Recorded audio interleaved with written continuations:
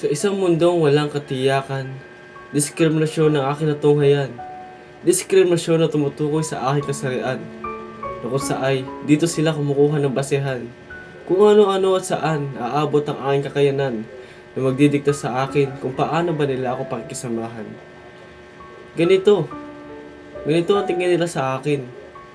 Parang isang laruan na walang damdamin. Masasakit na pakitungo at salita kung ako'y nilang batuhin, na para bang wala na silang paki sa akin. Nakasama pa yata ang aking pag-amin.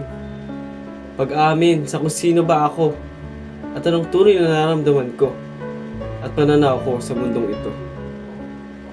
Tinuring na tila ba isang hamak na basahan at di katanggap-tanggap sa lipunan.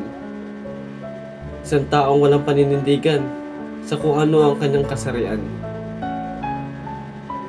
Ganun na lang ba talaga to? Mas kasi sa trabaho ko ay hinuhusgahan ako dahil di daw ako bagay sa ganitong estado. Estado ng trabaho na karayom at sinulid ang hawak ko. Mabuti pa nga sinulid eh. Kahit na sobrang kitid, na pagbubuklod-buklod ang telang patid-patid, hindi kagaya ng mga salita yung aking pangarap ay pinapatid. Mabuti rin ang karayom. Kapag nakatusok, konting sip-sip lang, agad namang gihilom. Di katulad ng inyong mga salita na nagkukulong sa aking kakayahan. At ang tanging basihan ay ang aking kasarian. Dahil lalaki at ganito ang iyong kakayahan, at dapat hindi ka gumagawa ng gawaing pangtahanan. Ganito na ba talaga ang mundo? Na pati ang pag-iyak ko ay mali sa mga mata nyo? Dahil ba sa lalaki ako? At kailangan na sa mga mata ng iba ay malakas ako? Hindi sana kalimutan na tao lang din ako. Sumasabog din kapag grabe na sa akin ang mundo. Wala akong magawa kundi idaan na lang lahat sa luha ko. Dahil sobra na eh. At hindi ko alam kung bakit.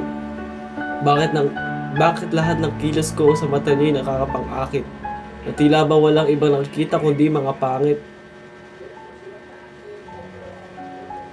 Paano naman ang mga naambag ko? Para sa inyo ba ay wala lang ito? Kahit na sa lahat ng ginagawa ko ay binubuhos ko lahat ng makakaya ko. At alam ko nagtagumpay ako. At pinagmamalaki ko ito. Dahil alam ko sa sarili ko na sa kabila ng mga ito ay wala akong tinatapakang tao.